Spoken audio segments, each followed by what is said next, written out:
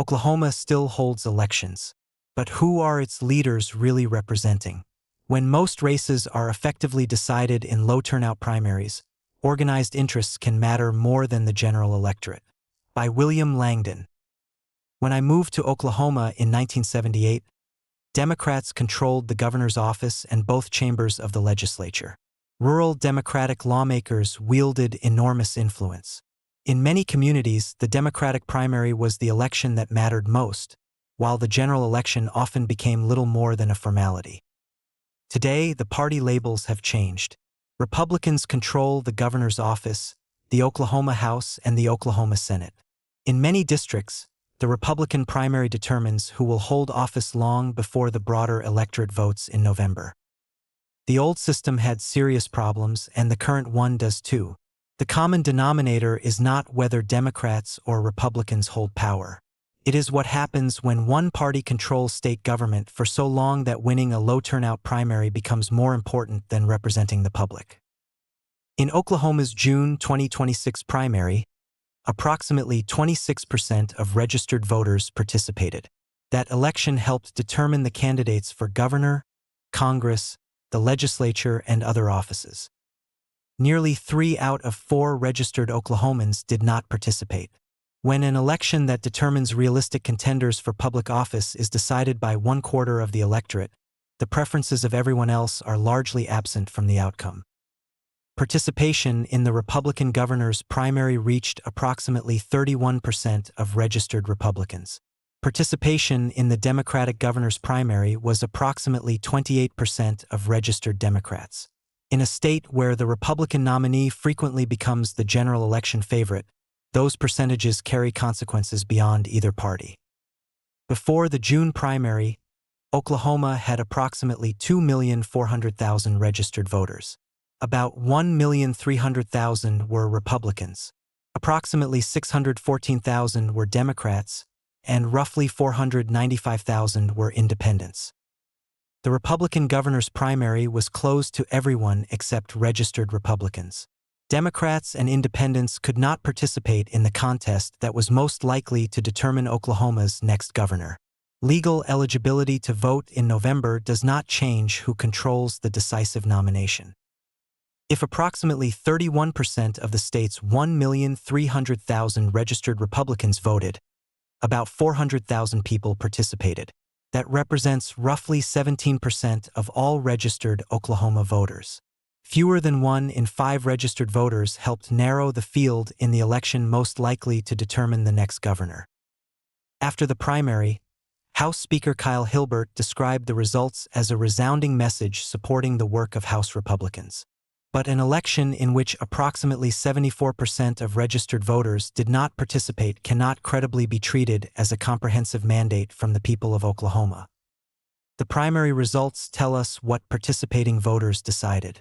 They do not prove that most Oklahomans endorse every business subsidy, tax credit, education policy, or legislative priority supported by the Republican majority. A party primary can select a nominee, but it cannot automatically convert the preferences of 1/4 of the electorate into a mandate from the entire state. On August 25th, Oklahoma voters will consider 2 proposed constitutional amendments during the statewide runoff election, rather than waiting until the November 3rd general election. Both measures originated in the legislature, and both would give lawmakers substantial authority to make important decisions later. State Question 844 concerns how local schools and governments are reimbursed when manufacturers receive property tax exemptions. State Question 846 concerns voter identification and the legislature's authority to determine the specific rules governing proof of identity. Legislatively referred constitutional amendments ordinarily appear on the November general election ballot. Moving these proposals to August required additional legislative action. Both chambers approved a special provision placing the voter identification proposal on the August ballot, and both chambers also approved moving the reimbursement proposal to the August runoff. These constitutional amendments did not simply happen to land on an election date associated with lower participation. Lawmakers affirmatively chose that date. The legislature did not merely choose the questions.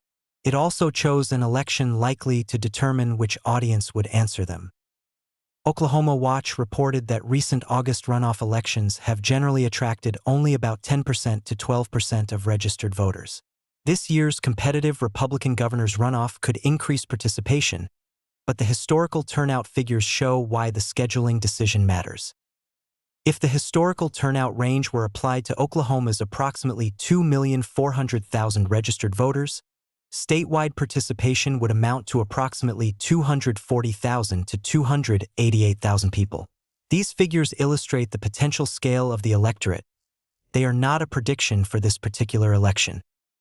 A constitutional amendment approved by a simple majority under those historical turnout conditions could theoretically pass with approximately 120,000 to 145,000 affirmative votes. That would represent only about 5% to 6% of all registered Oklahoma voters. The partisan composition matters as well. Oklahoma Watch reported that the August ballot includes 4 Republican statewide runoff contests and only 1 Democratic statewide runoff. Republicans have multiple high-profile reasons to vote, including their party's nomination for governor. Many Democrats have fewer candidate contests attracting their attention, while independents cannot participate in either party's closed runoff. An independent voter who assumes the August election is only for party members may never realize that 2 constitutional amendments are also being decided. Every registered Oklahoma voter can vote on both state questions, regardless of party affiliation. You do not need a candidate in a runoff, and you do not have to be a Republican or Democrat. But legal eligibility is not the same as meaningful participation if voters do not know those questions are on the ballot. House Speaker Kyle Hilbert and Senate President Pro Tem Lonnie Paxton defended the August scheduling by saying they wanted to avoid overwhelming voters with too many questions during the general election. They characterized the decision as an effort to prevent ballot fatigue. At one point, numerous proposals were under consideration, but the Oklahoma State Election Board now lists only 2 questions on the August ballot and 2 on the November ballot. Whatever the original concerns may have been, the final election schedule hardly suggests that voters face an unmanageable number of statewide questions. Senate Democratic leader Julia Curt directly challenged efforts to schedule major constitutional proposals during the August runoff. She noted that independents are excluded from closed primaries and therefore have fewer reasons to participate. She argued that November is when everyone is included and that consequential statewide decisions should appear on the general election ballot. Amber England, who helped lead the campaign that placed Medicaid expansion in the Oklahoma Constitution, raised a similar objection. She argued that lawmakers believed fewer voters would improve their chances of controlling the outcome. Her criticism addressed the broader legislative scheduling strategy and does not establish the private motives of every legislator. Arnold Hamilton, editor of the Oklahoma Observer, examined the same issue in a column published by the Journal Record. He argued that legislative leaders attempted to place constitutional amendments before the state's smallest statewide electorate because doing so could improve the prospects for proposals expanding legislative power. These criticisms should not be confused with proof of criminal conduct or evidence that every lawmaker shared the same intention. They do demonstrate that concerns about the August scheduling were raised by elected officials, campaign leaders, investigative journalists, and experienced Oklahoma political commentators. The legislature's interest in the August ballot extended beyond the 2 questions that ultimately reached it. Lawmakers also attempted to move a proposed constitutional amendment involving Oklahoma's Judicial Nominating Commission from November to August. That proposal would change aspects of the commission responsible for helping select judicial candidates. Among other changes, it would eliminate existing restrictions limiting how many of the governor's appointees may belong to the same political party. In a state already dominated by one party, that is not an insignificant adjustment. Moving the judicial measure to August required a 2/3 vote. The Senate considered the scheduling provision twice. The first vote fell short at 27 to 17. The second failed at 29 to 15. Because neither vote reached the required threshold, the judicial proposal remained on the November ballot. The failed votes show that the scheduling dispute was not theoretical. lawmakers actively attempted to determine which electorate would consider important changes to Oklahoma's governing institutions. The fact that some Republicans joined Democrats demonstrates that concern about low-turnout constitutional elections was not confined to one political party. State Question 844 belongs directly in the discussion of Oklahoma's shadow budget because it concerns who ultimately pays for a manufacturing subsidy. The question involves the state's long-standing 5-year property tax exemption for qualifying manufacturers. In 1985, Oklahoma voters approved a 5-year property tax exemption intended to attract or expand manufacturing operations. Because property taxes support local services, the state also accepted responsibility for reimbursing communities for the revenue lost when a qualifying company receives the exemption. Property tax revenue supports public schools, county governments, career tech programs, libraries, health departments, and emergency services. The original bargain was straightforward. If Oklahoma decided to subsidize a manufacturer, the state would compensate the local institutions that otherwise would have collected the property taxes. State Question 844 would give the legislature authority to establish the levels and methods of reimbursement. Supporters argue the current arrangement requires reform because costs have exceeded the dedicated funding source and some counties receive a disproportionate share. Those are legitimate issues worthy of public debate. The proposed amendment does not tell voters what the new reimbursement formula would be. It does not identify which school districts or counties might receive less money.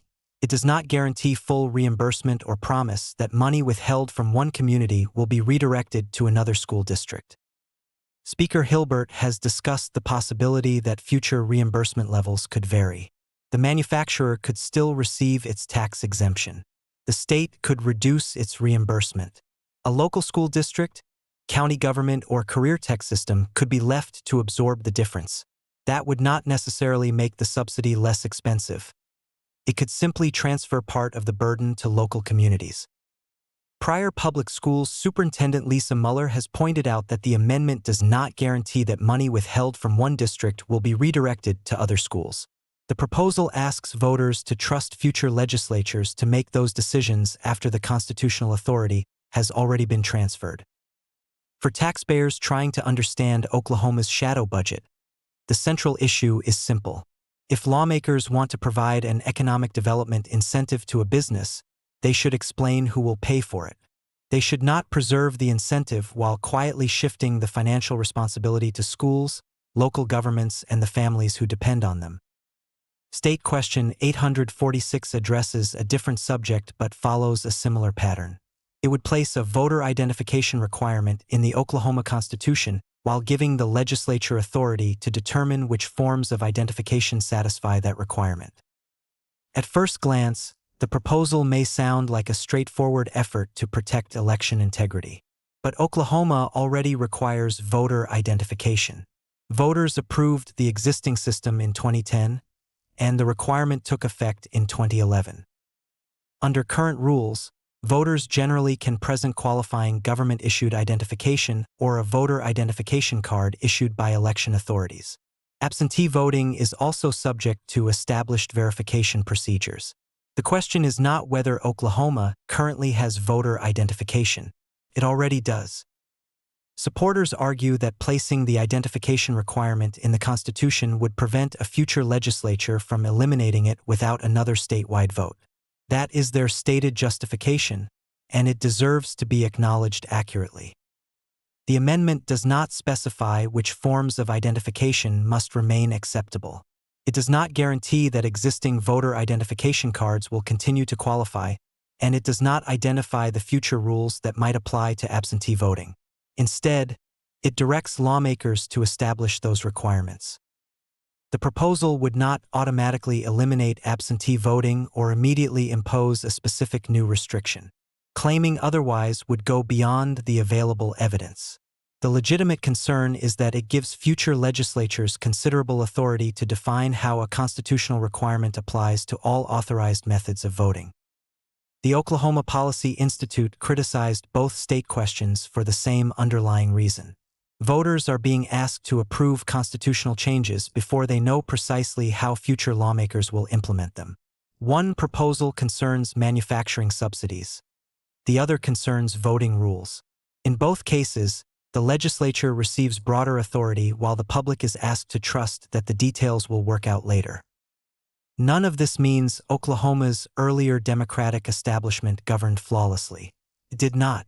The historical lesson is that prolonged one-party control creates opportunities for insider relationships and weak public accountability, regardless of which party happens to dominate.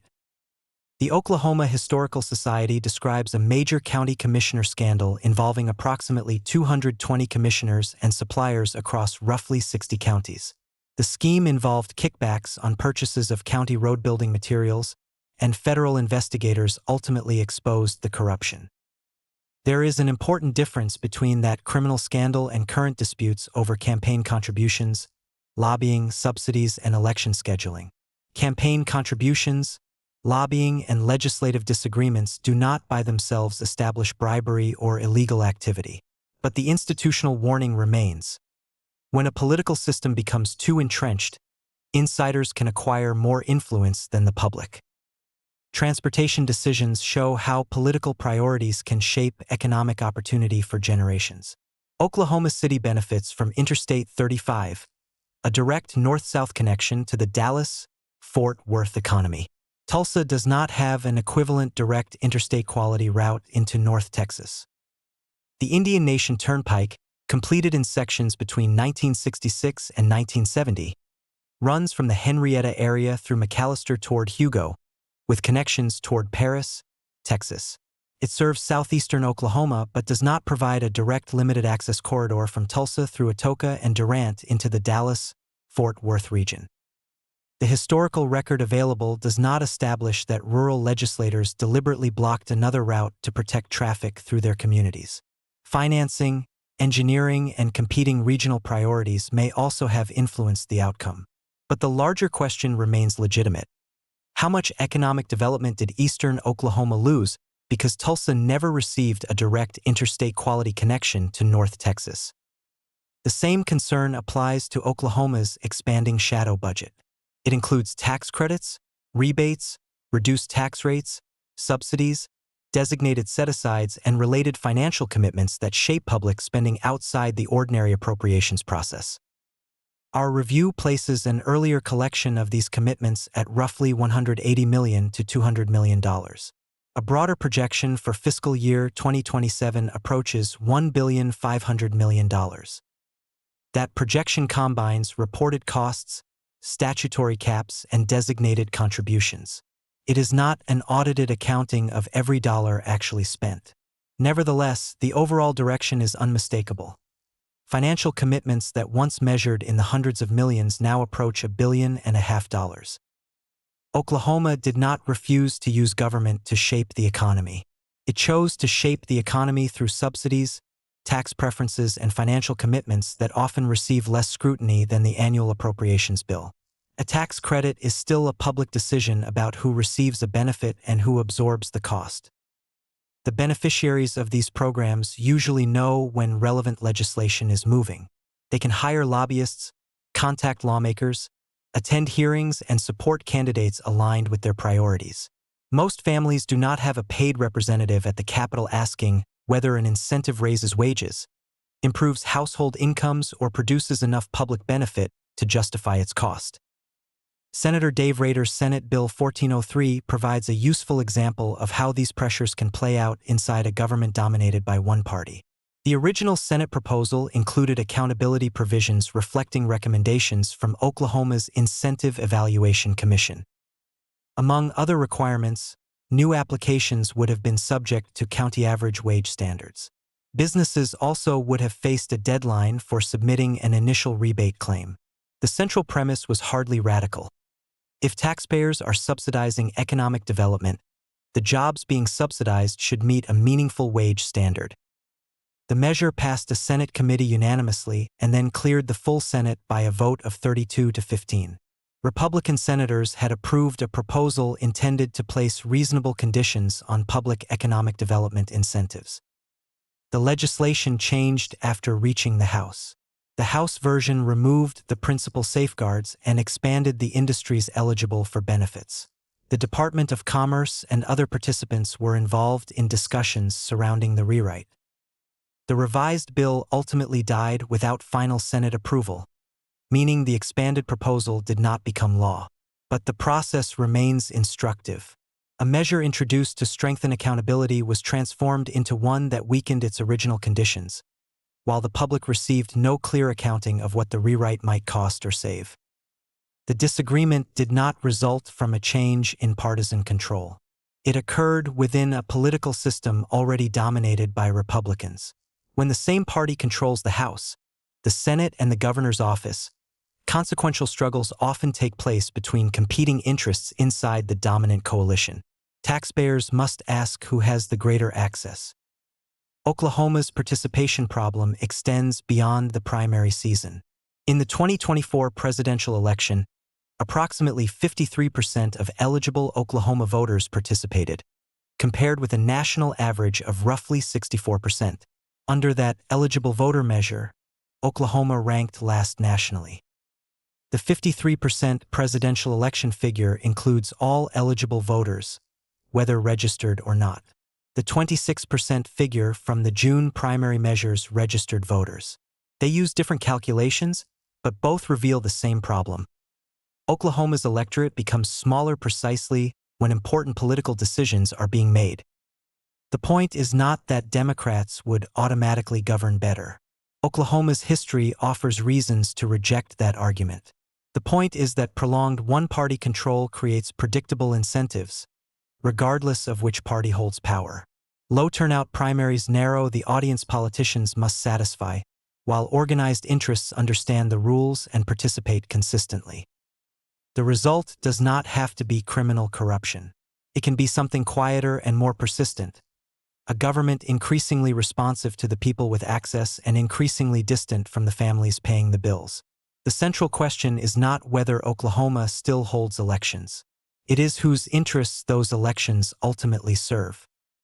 Before August 25th, every registered Oklahoman should understand that the two state questions are not reserved for Republicans, Democrats, or voters with a candidate in a runoff. Every registered Oklahoma voter can vote on state questions 844 and 846. When I arrived in Oklahoma, one party controlled nearly everything. Nearly half a century later, another party does. The names and campaign signs changed, but the structural problem remains. If the legislature chose the audience, Oklahoma voters still have the power to change who shows up. Read more at wlangdon.substack.com.